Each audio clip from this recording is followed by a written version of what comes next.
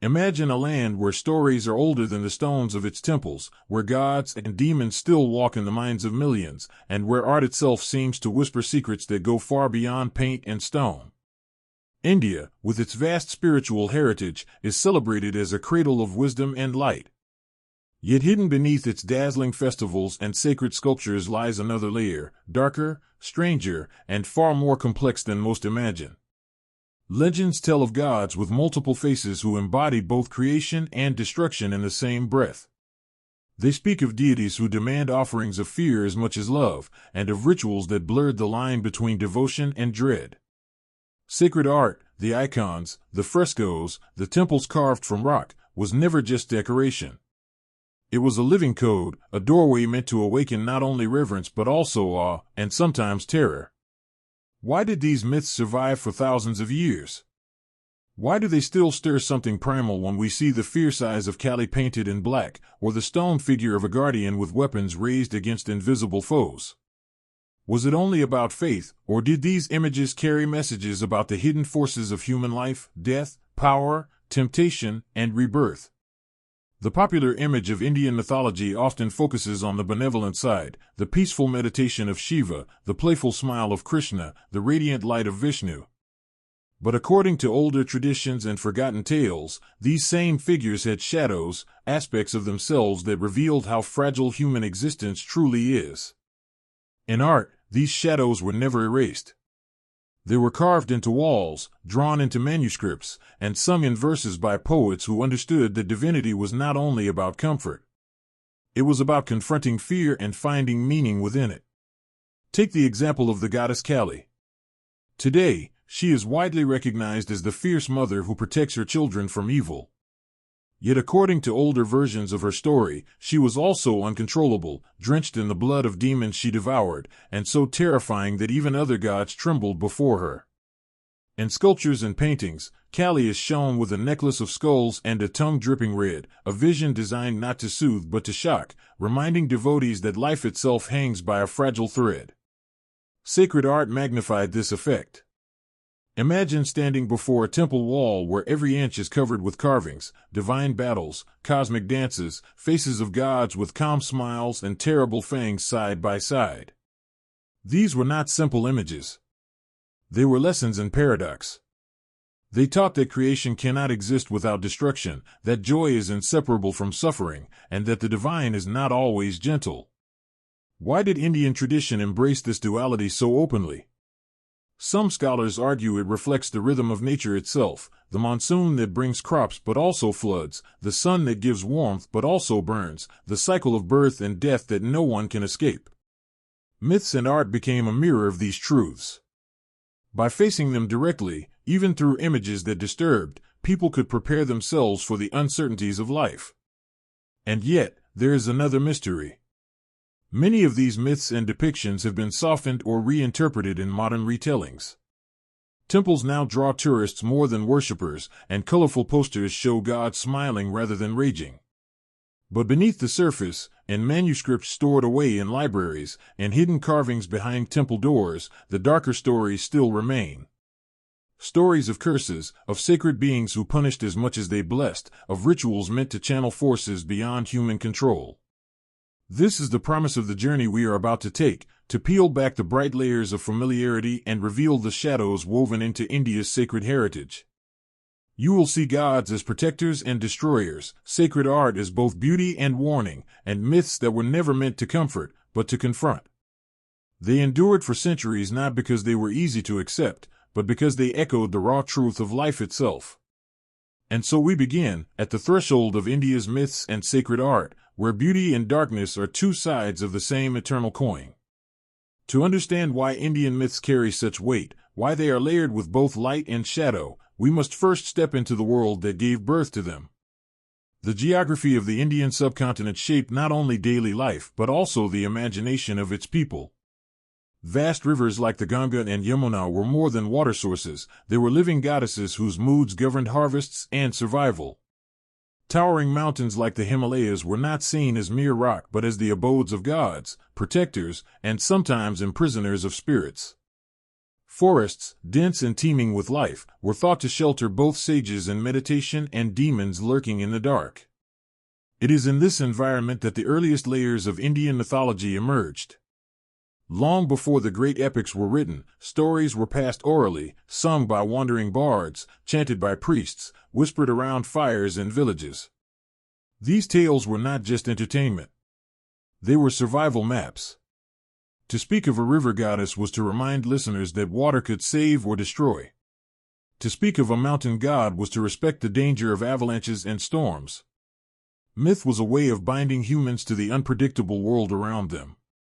As time moved forward, these stories took root in texts we now consider sacred. The Rigveda, one of the oldest known collections of hymns, described gods of fire, rain, wind, and dawn. These were not always gentle beings. Indra, the thunder god, was celebrated as a warrior who slew the serpent of drought, but also feared as a figure whose wrath could devastate. Agni, the fire god, brought warmth and light, yet also consumed offerings with an appetite that symbolized both blessing and destruction.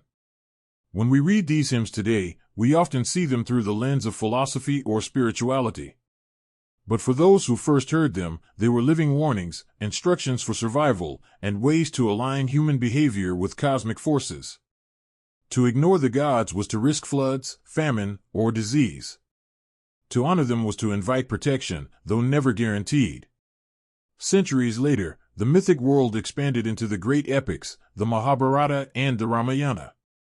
These vast narratives stitched together countless regional legends, weaving them into tapestries of duty, betrayal, divine intervention, and cosmic justice.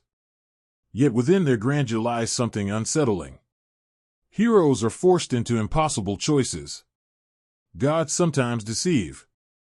Demons, though defeated, speak truths that haunt listeners. The stories are filled with light, but shadows are always nearby. Sacred art began to crystallize these stories in visible form. From the caves of Ajanta and Ellora to the soaring temples of Khajuraho and Konark, artisans translated myths into stone and paint. They created walls alive with gods in mid-battle, demons writhing beneath divine feet, and celestial dancers suspended between grace and menace. Each image carried more than surface beauty. To the devotee, it was a lesson, a warning, a reminder that the sacred was not to be taken lightly. What makes India's mythic tradition unique is its openness to paradox. In other cultures, gods are often divided cleanly into forces of good or evil. In India, the same god can bless and curse, save and destroy, embody compassion and terror at once. Vishnu preserves the world, yet his avatars fight with a ferocity that leaves landscapes shattered. Shiva is the lord of meditation, but also dances the Tandava, the cosmic rhythm of destruction. This refusal to separate opposites gave myths their enduring power. They reflected reality itself, unpredictable, contradictory, alive with both hope and fear. Beyond texts and temples, myths lived in daily practice. Festivals like Durga Puja, Diwali, and Holi preserved ancient rituals in colorful form, retelling cosmic battles with fire, music, and dance. Villages had their own legends, sometimes darker than the polished tales of the cities, stories of spirits that haunted wells, of protective mother goddesses who demanded strict devotion, of curses that could linger across generations. Each community carried its own fragment of the larger mythic whole. In this way, Indian mythology became not just a record of divine stories, but a living ecosystem of belief. It stretched across centuries, adapting, absorbing, reshaping. And always, within its sacred art and rituals, remained that dual edge, beauty intertwined with fear, devotion with caution. This is the stage on which the myths we will explore were born, a land where rivers breathed, mountains listened, forests threatened, and gods held both blessings and shadows in their hands. When we ask where Indian myths truly began, the answer stretches back into the mists of time, before writing, before temples, before even the familiar gods had names. The earliest origins are carried in the oral traditions of clans, in ritual chants, and in songs whose echoes survive in fragments. These were not polished stories, but raw, living expressions of wonder and fear. Scholars trace much of India's mythic foundation to the Vedic period, beginning around 1500 BCE. The hymns of the Rigveda, the oldest of the Vedas, speak in riddles and praises of forces that shape daily existence. Agni, the fire, was not just an element but the messenger between worlds, consuming offerings and carrying them to the unseen. Indra, the wielder of thunder, was celebrated as the slayer of Vritra, the serpent who held back the waters, a myth reflecting the battle between life-giving rains and the terror of drought. Yet even in these earliest texts, the gods were never simple. Indra was praised for his strength but also criticized for his excesses, his drinking, his unpredictable rages. Fire brought light, but it could also destroy entire villages. The myths carried the honesty of lived experience. Forces that sustained life could just as easily take it away. Outside the Vedic canon, other traditions developed in parallel. Folk stories told in villages preserved older, local deities who were sometimes fierce protectors and sometimes merciless punishers. These were earth goddesses tied to specific groves, serpent spirits bound to rivers, or warrior gods worshipped in small shrines. Many of these figures were eventually absorbed into the grand pantheon, reshaped as forms of Vishnu, Shiva, or Devi, but their older traits never entirely disappeared. Beneath the serene surface of later depictions, the older, wilder spirits still lingered. As centuries passed, these traditions mingled with waves of cultural change. Trade routes brought contact with Persia, Mesopotamia, and Central Asia. Ideas and symbols crossed borders. Some historians see parallels between the Indian fire god Agni and the Zoroastrian adder, or between Indra's battle with the serpent and Mesopotamian tales of Marduk defeating Tiamat. Whether these were influences or universal archetypes, the result was clear: myths grew richer, layered, complex, never confined to a single source. Sacred texts like the Upanishads and later the Puranas expanded the mythic universe, adding philosophical depth. Gods became more than personifications of nature, they embodied cosmic principles. Vishnu was no longer just a protector, he was the sustaining force of the universe. Shiva became not only a wild ascetic but also the eternal principle of transformation.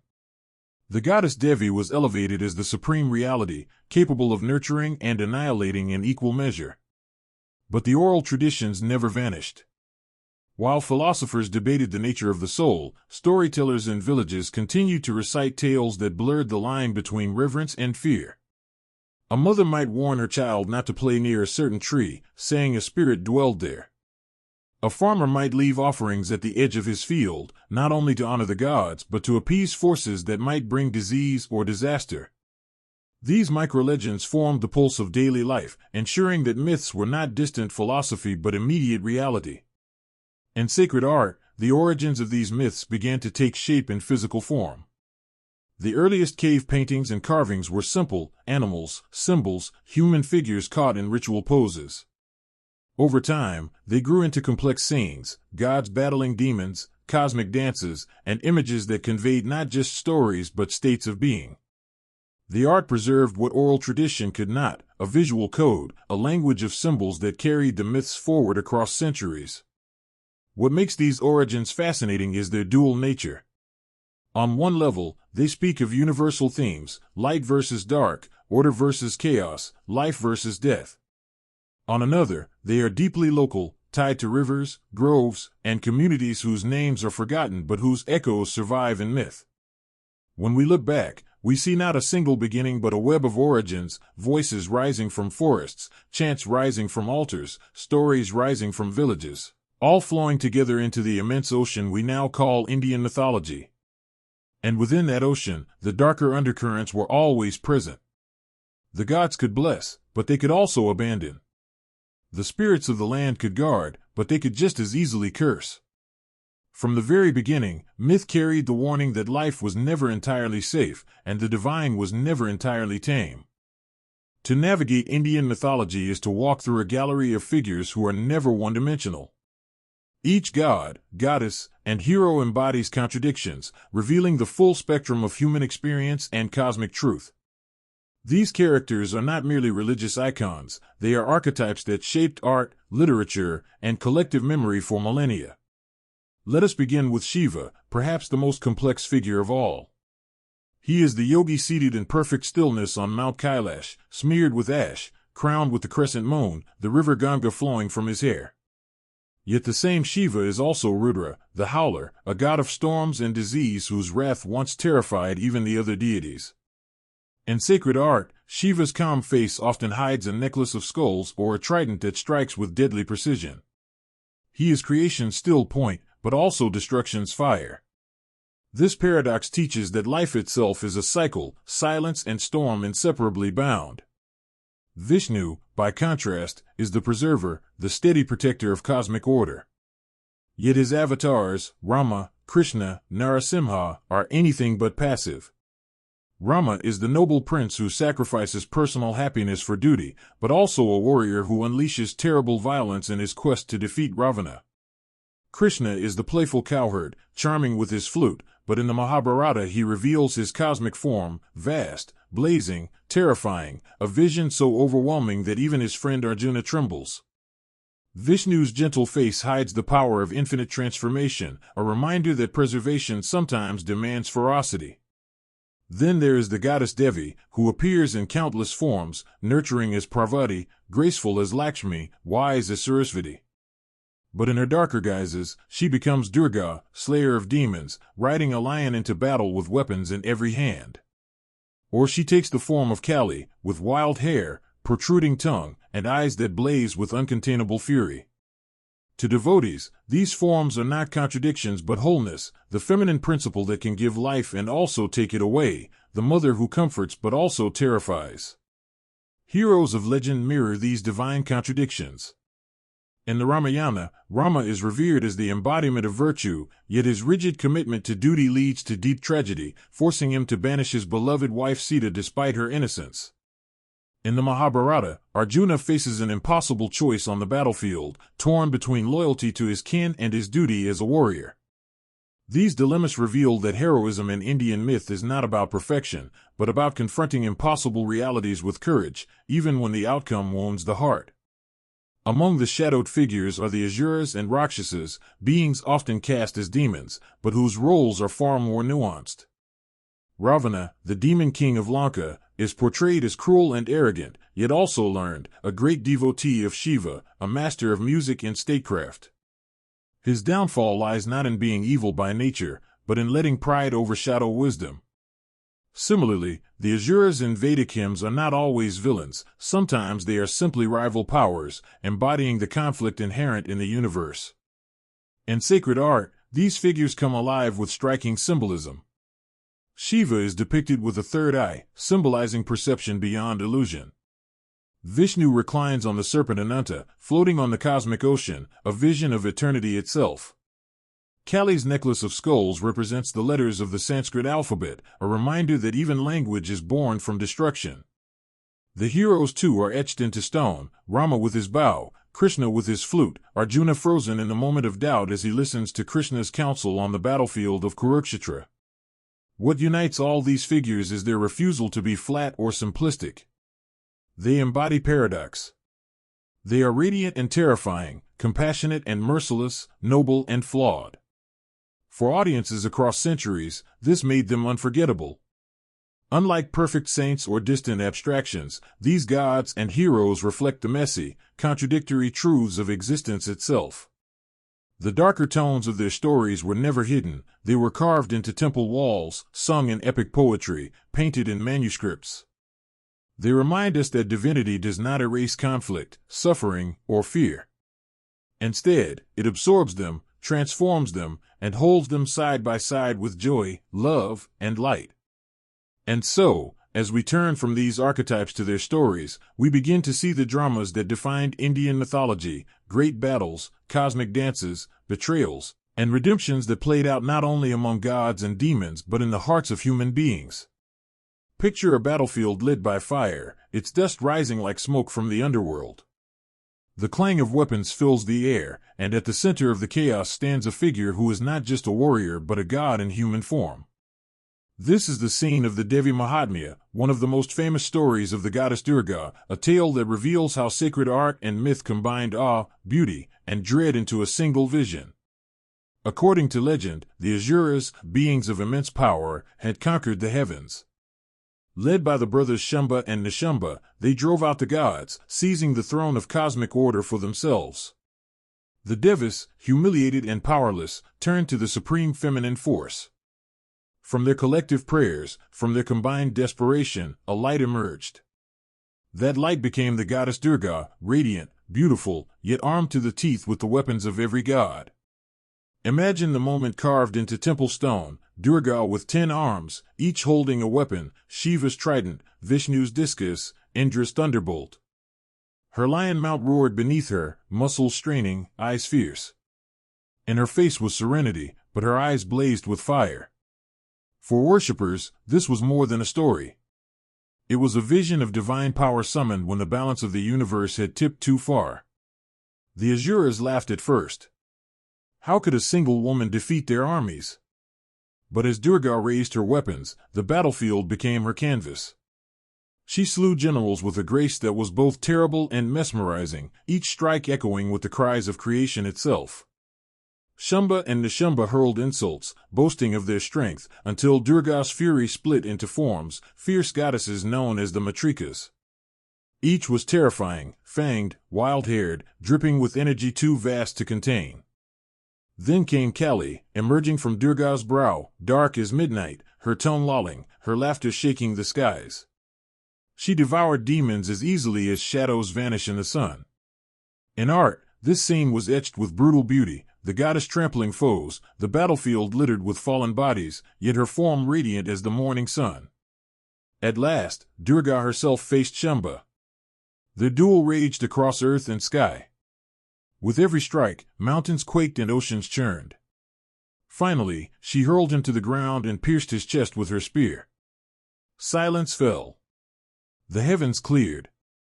The gods returned to their thrones, their hymns of praise rising to the skies. But within the story lies the darker undertone. The goddess was not only savior but also unstoppable force. She was beauty, but also terror.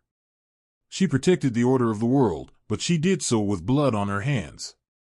Devotees revered her, but they also feared her, for her power could not always be controlled. Sacred art captured this duality. In countless temples, the image of Durga slaying Mahishasura, the buffalo demon, became one of the most enduring symbols of Indian spirituality. Yet when worshippers gazed upon the carving, they were not just seeing a victory of good over evil. They were seeing the reminder that chaos can return at any moment, and that only a power beyond human understanding can restore balance. The festivals of today still echo this myth. During Durga Puja in Bengal, enormous idols of the goddess are created, radiant with ornaments, weapons in hand, lion at her side. Crowds gather to sing, to dance, to worship. But beneath the joy, there remains that trace of fear, the acknowledgement that her power is vast, that the line between protection and destruction is thin. This is what makes the story endure. It is not a simple tale of triumph. It is a meditation on power itself, how it dazzles, how it terrifies, how it is necessary yet dangerous. Durga is victory, but also warning. Her image in stone, her story in verse, her presence in ritual, all remind us that the divine is not only light, but also the darkness that keeps us awake at night.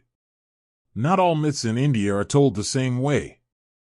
A single story can shift its meaning depending on where you hear it, who tells it, and which tradition preserves it.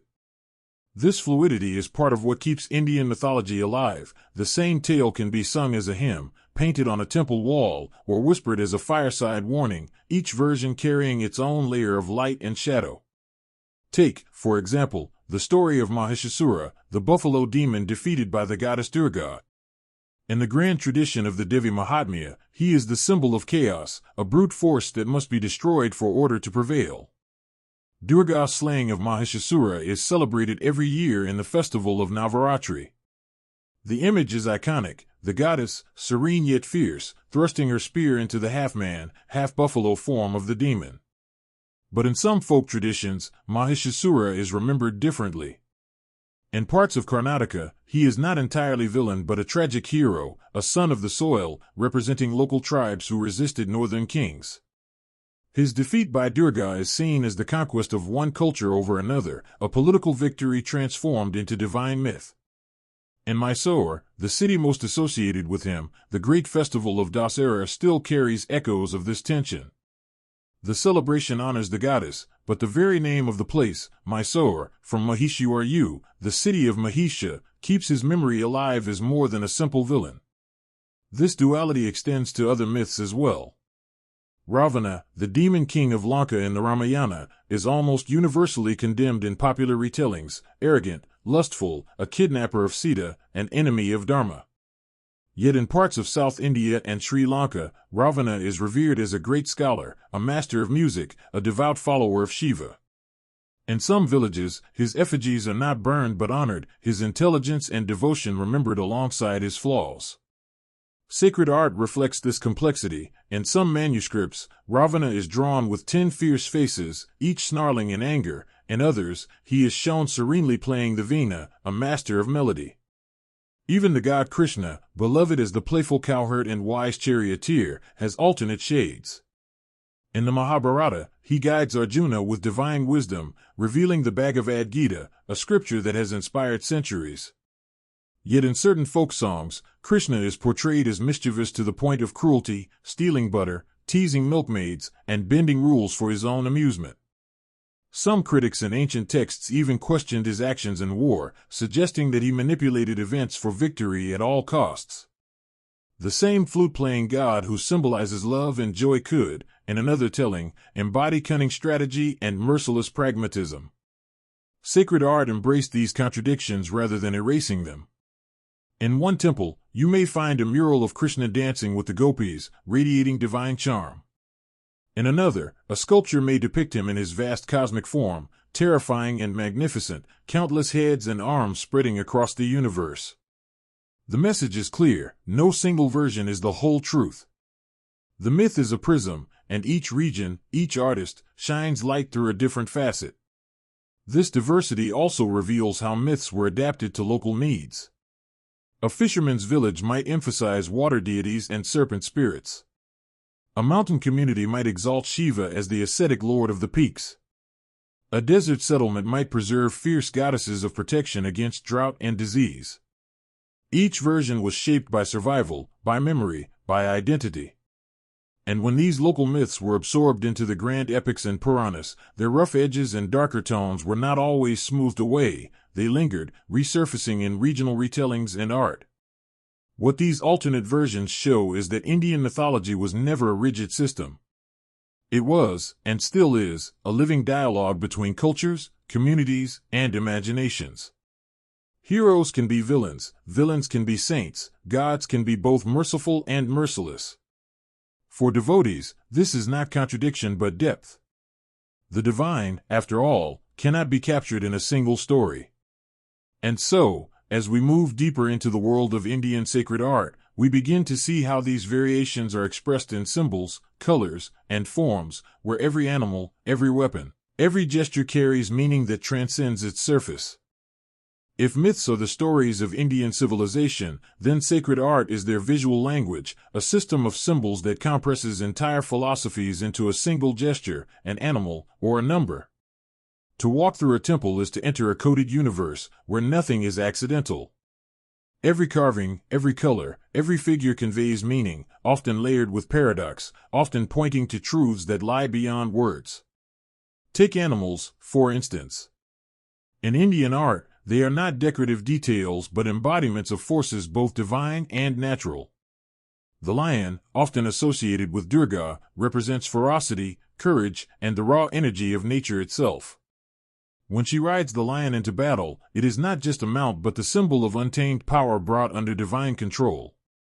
The bull, Nandi, who sits calmly at the gates of Shiva temples, is not only a guardian but also a symbol of patience, strength, and the channeling of raw desire into devotion. The serpent, or Naga, coils at the feet of Vishnu or shelters Buddha under its hood. It embodies danger, fertility, and hidden wisdom. In art, its presence always reminds the viewer that the line between blessing and curse is razor-thin. Numbers also carry deep meaning. The 3 eyes of Shiva signify not only physical sight but also the inner vision that perceives beyond illusion. Vishnu's 4 arms, each holding a weapon or symbol, conch, discus, mace, and lotus represent the completeness of his power to protect the universe. The goddess with 10 arms is not just an image of terror, but a statement that she contains all possible energies at once. Multiplicity is not excess but completeness, the divine holding more than the human mind can grasp. Even simple objects become cosmic keys.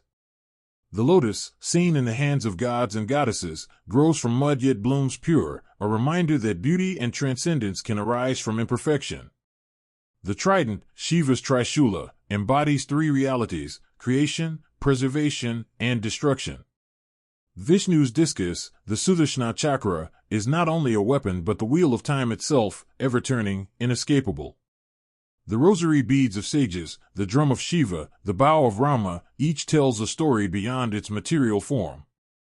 Sacred art is also rich with gestures, or mudras, that carry spiritual codes.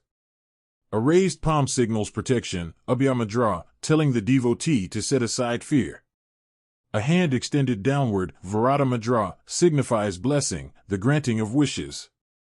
In sculptures and paintings, these gestures do not merely illustrate, they are living transmissions of power. To see them is to feel them. The natural world is woven into this symbolic fabric. The river Ganga herself descends from heaven through the locks of Shiva's hair, a living goddess flowing into the earth. The sun and moon adorn crowns and halos, embodying cycles of time. Mountains are painted as thrones of gods, forests as both sanctuaries and threats. The land itself is mythologized, so that no tree, no stone, no river exists without a story behind it. Even everyday life was drawn into this sacred symbolism. Artisans depicted processions, dances, court scenes, and agricultural rituals not as ordinary but as reflections of cosmic order. A king seated on his throne mirrored Indra in his celestial palace. A village festival echoed divine battles. Daily tasks, grinding grain, carrying water, weaving cloth, could be carved into temple walls to remind worshippers that the sacred was not apart from life but woven into every gesture. Yet, as with the myths, these symbols carried both light and shadow. The skull garland of Kali is a symbol of liberation, each skull representing a letter of language and the impermanence of life. But it is also a symbol of death, a reminder of the fragility of human existence. The serpent is wisdom, but also poison. Fire is the light of ritual, but also the destroyer of homes. Sacred art never hid these contradictions. It revealed them openly, teaching that to live is to embrace the duality of creation and destruction. To the modern eye, some of these images may appear unsettling. But to those who carved them, painted them, or bowed before them, they were not grotesque. They were truth. They told the devotee, the world is not safe, but it is meaningful. The gods are not always gentle, but they are always present. This is why Indian sacred art still captivates. It is not only beautiful, it is encoded with warnings, promises, and lessons. It shows a world where every object, every animal, every gesture is alive with meaning, a world where the sacred is everywhere, if one knows how to see. Though these myths were first told thousands of years ago, their shadows and symbols remain woven into the fabric of India today. To walk through its cities and villages is to see reminders everywhere, in speech, in art, in festivals that light the streets, and even in the stories retold on glowing screens. The sacred never truly faded, it simply changed its form. Start with language. Countless everyday expressions trace back to myth. People still say opening the third eye when speaking of sudden awareness, echoing Shiva's destructive vision. The phrase holding the world on one's shoulders comes alive in references to Vishnu's avatar Varaha, who lifted the earth from the cosmic ocean. Even casual proverbs carry mythic undertones, patience like Nandi the bull, playfulness like Krishna, ferocity like Kali. Without realizing it, speakers invoke millennia of stories every time they use these words. Festivals are even more vivid. In Bengal, Durga Puja transforms entire neighborhoods into grand theaters of myth. Massive idols of the goddess slaying Mahishasura rise like mountains, decorated with flowers and gold, watched by millions. In North India, Dussehra celebrates the defeat of Ravana, with enormous effigies stuffed with fireworks and burned to symbolize the triumph of good over evil. Diwali, the festival of lights, recalls Rama's return to Ayodhya, but also older traditions of Lakshmi, the goddess of fortune, entering homes lit by lamps. Each festival is a retelling, colorful, joyous, yet rooted in battles and shadows of myth. Even Holi, often celebrated worldwide now as a festival of colors, has darker roots. One of its origin stories recalls Holika, the demoness who tried to burn the child devotee Prahlada. Holi's bonfires reenact her destruction before the playful throwing of colors begins. What looks like pure joy is also a reminder of survival through trial, laughter built on the memory of fire. In art and architecture, echoes abound. A visitor standing before the carved walls of Khajuraho or Konark cannot help but see the duality of beauty and danger etched into stone. Even modern painters and sculptors borrow from these images, reinterpreting them for today. A mural of Kali on a city wall, painted in bold reds and blacks, may look like modern street art, yet it is part of the same lineage as temple carvings centuries old. Cinema and popular culture too are deeply tied to myth. Indian films often borrow themes from epics, retelling them in modern settings. The idea of brothers divided by fate, of battles between righteousness and temptation, of the godlike hero confronting impossible odds, these are all echoes of the Ramayana and Mahabharata.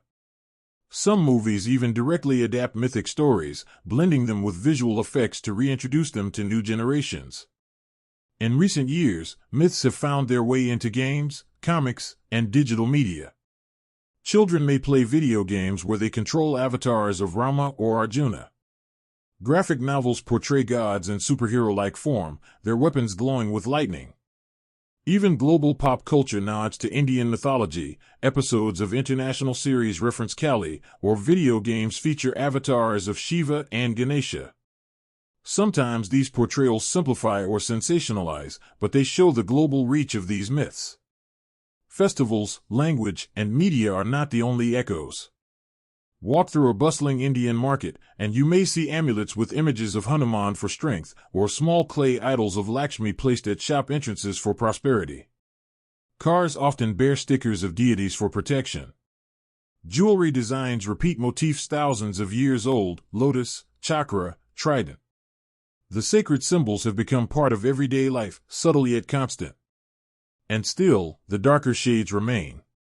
The fierce faces of goddesses are not erased from modern iconography. They remind the faithful that protection comes with power, and that power can both nurture and destroy. Even in celebrations full of laughter and lights, there is always a quiet undercurrent of respect, a recognition that myths are not only sweet stories, but also warnings about the dangers of pride, greed, and imbalance. This is what makes Indian mythology so unique today. It has not been locked away in ancient texts or museums. It is alive, breathed into festivals, spoken in language, retold in art, reimagined in cinema. The sacred and the shadowed coexist, reminding each generation that the stories of the gods still belong to them. When we set myths beside the lens of science and scholarship, something remarkable happens. Their shadows and mysteries do not fade away. Instead, they reveal deeper patterns about human beings, society, and the ways we understand the world. Indian mythology, with its vast store of gods and stories, is not simply folklore.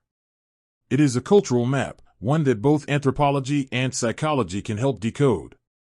From the perspective of anthropology, myths emerge as reflections of the environment and survival strategies.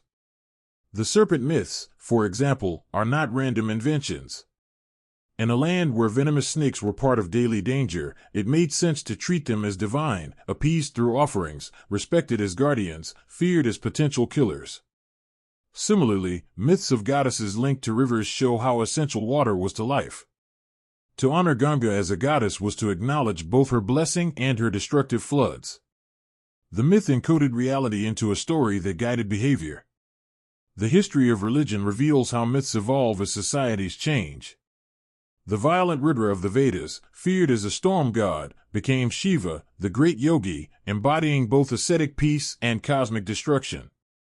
Ravana, once a fearsome demon, became in some regions a symbol of pride and scholarship. These transformations reflect shifts in political power, cultural identity, and social needs. Myths adapted, surviving by reshaping themselves, absorbing local deities, reinterpreting rival traditions, expanding into grand narratives like the Mahabharata that could hold countless layers within them. Psychology gives yet another perspective. The gods and goddesses of India can be seen as archetypes, universal patterns of the human mind, as Carl Jung would describe them. Shiva, the ascetic destroyer, embodies the human confrontation with death and transformation. Vishnu, the preserver, represents the longing for order, protection, and continuity. Kali, fierce and terrifying, is the shadow of the mother archetype, both nurturing and devouring, embodying the reality that life always ends in death. By externalizing these forces into divine forms, cultures gave people a way to confront what they could not face directly. In this sense, the darker elements of Indian sacred art, the skulls, the blood, the fierce expressions, are not primitive or barbaric decorations. They are psychological tools. They force the devotee to acknowledge fear, impermanence, and vulnerability. Standing before Kali's wild image, the worshipper does not run away but bows, symbolically embracing the truth that fear itself can be transformed into strength. Modern comparative mythology supports this view. Across cultures, similar stories appear. A storm god slays a serpent, Indra versus Vritra, Zeus versus Typhon, Thor versus Jormungandr. A mother goddess brings fertility but also wields destruction, Durga, Demeter, Isis. These parallels suggest that myths arise from shared human experiences, the cycles of nature, the inevitability of death, the longing for meaning and suffering. Indian mythology is distinctive in its scale and richness, but its roots tap into universal soil. Still, science cannot entirely strip away the sacred. Anthropology may explain why people feared serpents, but it cannot fully capture the devotion of a villager offering milk at a serpent shrine. Psychology may analyze Kali as an archetype, but it does not diminish the awe a devotee feels when chanting her name. The myth lives not only in explanation but in experience. This tension between tradition and analysis is part of what makes Indian myths endure. For believers, they are eternal truths, not to be questioned. For scholars, they are human creations, evolving with society. And yet, both perspectives often lead to the same realization: these stories matter because they speak to something timeless in the human condition. In the end, whether one views Indian sacred art as divine revelation or as cultural artifact, its impact is undeniable. The myths confront fear, embody paradox, and give shape to realities too vast for reason alone. And perhaps that is their greatest achievement: they hold both faith and doubt, science and mystery, without collapsing into either extreme. As we reach the end of this journey through India's myths and sacred art, one truth stands out: these stories were never meant to be simple entertainment. They were, and still are, mirrors. Mirrors of nature's rhythm, of human longing, of fear and courage, of the mysteries that words alone cannot hold. To look at the fierce face of Kali, or the serene smile of Vishnu, is to see more than a god. It is to see a reflection of life itself, with all its contradictions intact.